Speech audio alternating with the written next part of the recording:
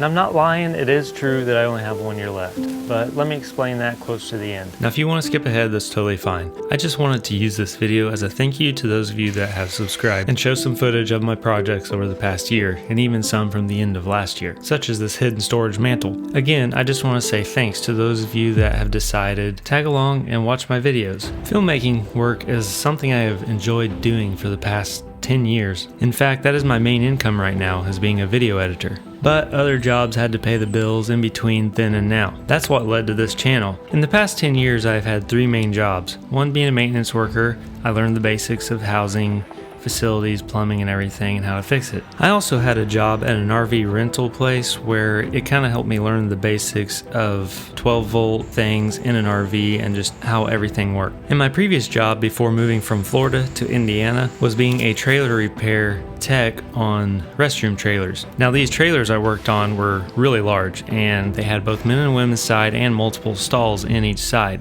I am really thankful I had that job because I was able to significantly advance my knowledge in some of the basic trades.